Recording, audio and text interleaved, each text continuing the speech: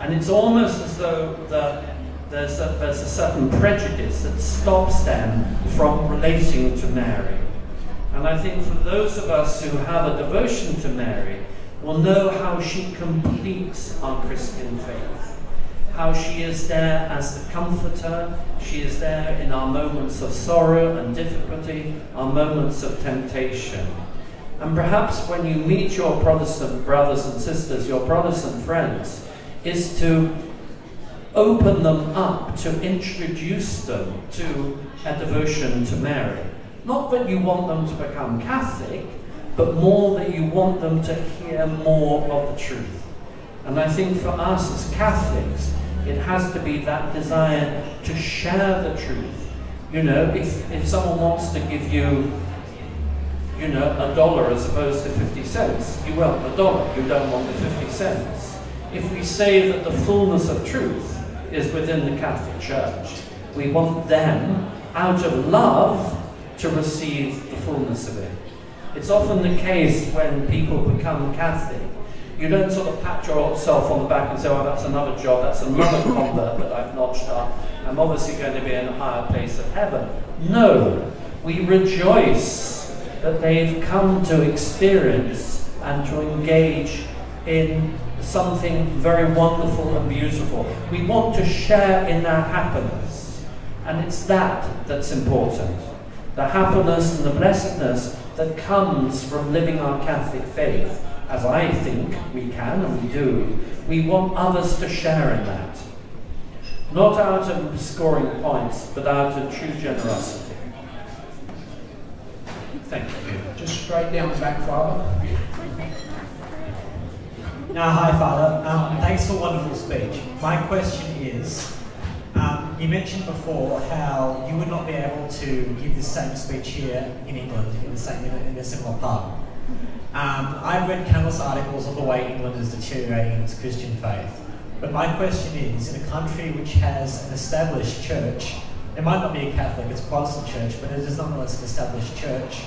Why is it in a country with such an established church, it is harder to preach the word of Christ than it is in a country such as Australia, where there is no established church?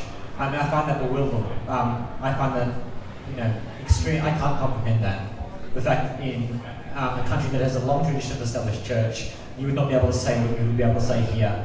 I find it horrible, and I'd just like to know what you think of that. So, it depends what comes first. You know, the cart or the horse. The horse comes first, and the cart follows. The horse is the establishment, is the government, is the sovereign authority. That comes first. And the established church, by its very definition, has to reflect the political reality. It cannot stand against that political reality. If you look at the history of the church, if you look at the history of divine revelation, you think of John the Baptist, you think of Thomas à Becket, you think of Thomas More. The conflict was that the state was saying one thing and they were saying something else.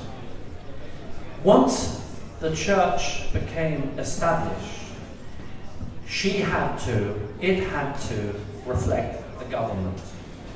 And if you think of the Church of England, it was, and this isn't meant as a judgment, it's an observation, but it was built upon the, let us say, the divorce, we would say the adultery of Henry VIII.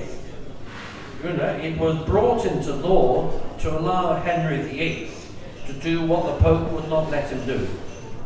Now, you might just say that was a particular moment in history 500 years ago, but that has continued to this present day. So if there is any change in worship within the Anglican Communion, it has to be sanctioned by Parliament. Bishops are appointed not by the Pope, not by the Archbishop of Canterbury, but by the Prime Minister and by extension the Queen. So all the authority in the Anglican Church flows from the state. It flows from the government, which means that the Anglican Communion, by definition, is never going to set itself apart from the state. So the Church of England, in a sense, its genius is being able to reflect the political reality of the time, but to be able to explain it in the context of Christian revelation. Like it or not, that is what happens. And some would say that is the genius of the Anglican Communion. That is why it has survived as it has. Others would say that the inevitable is now happening because it's beginning to implode. I hope that helps a bit. Guys, can we just keep the chatter down a little bit when Father's answering the questions? Just the Father. Hi, Father. Hi. I just want to ask, you were talking earlier about how we have to separate our commercial world from and really gain an appreciation of God. I just find it very hard in where I am in my life to separate our human needs from those of God, even though I can feel that God blesses me in many ways. I feel it's very hard to explain that to people, or to express that without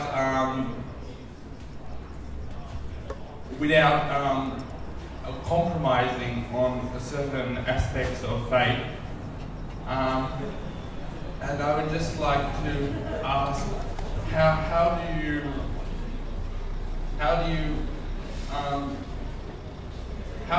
you not compromise on aspects of faith? And I mean, even the church sometimes compromises on aspects of faith in order to make them seem more relevant. I just want to know how you see that, and how we can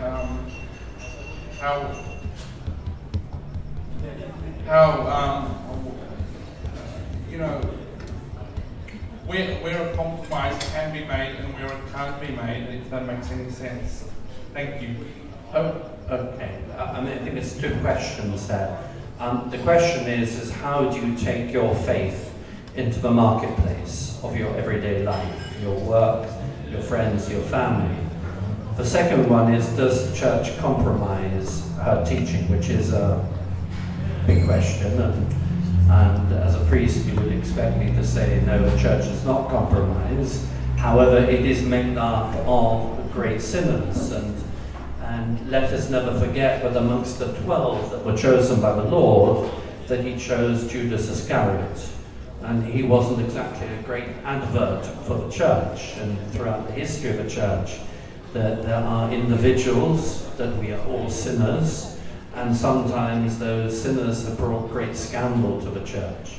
Whether she compromises her teaching, I would say no. Individual priests, lay people, bishops may compromise, and that's for them to stand before Almighty God and to justify their action. Your first question is, how do you live your faith? The Gospel says that don't worry about tomorrow. Today has enough worries of its own. In other words, for each of us, our situations are different.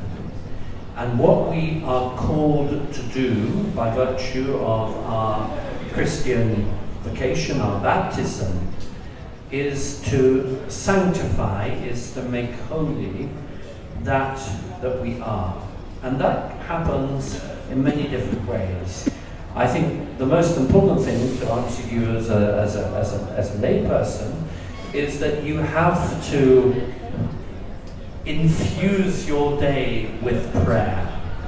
You have to allow God to walk with you in your life. You have to ask Him to be there at the beginning of a day and during the day and at the end of the day.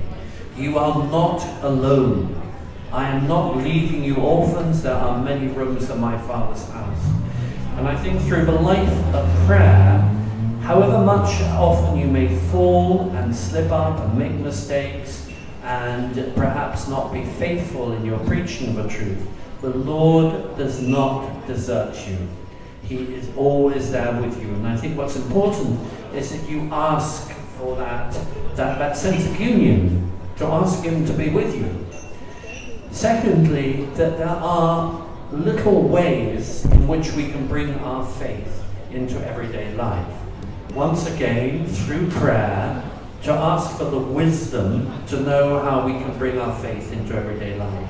You know, just a simple little thing. You're working at an office, you know, you're at a desk, and just to put on the desk a little holy card, a cross, a miraculous medal. It's a reminder to you that this is who you belong to, and often it will elicit a question from someone else, you know. Don't know your name, but let's suppose your name is Thomas. Thomas, why have you got this cross on your desk? Are you a Christian? And that's a little opportunity to say, yes, I am. You know, it's important to me. This is how I want to live my life. So I think you can do simple little things like that. I think you can often be confronted with situations where your conscience is going to be seriously challenged and questioned. I think the first thing to say is that you must always find someone that you can take counsel from and advice. You know, a good priest, your parish priest, perhaps parents, members of your family. Never act unjustly. Justice is a gift from God. And there are many situations, you know, like when someone gives us change and we know that they've given us too much change. Do we walk away with that change and say, well, that's my lucky day? Or do we turn to the shopkeeper and say, actually, you've given me $2 too many? Simple little acts like that are a constant reminder that it is God who is walking with us and we're called to show the justice of God. Also, what I would say is never stay away from the sacrament of confession. We make trillions of mistakes. We commit many sins. And we need not only the forgiveness of God, but we need His grace. Grace means help. Grace means strength. Grace means the self-communication of God. And God can give us that grace through the sacrament to help us in our journey of life. And also, I would just say that people will respect you at the end of the day for speaking the truth, however unpalatable it might be, as opposed to compromising. People always know when you compromise. And however much people may reject or turn their back upon the truth, they respect you for being faithful.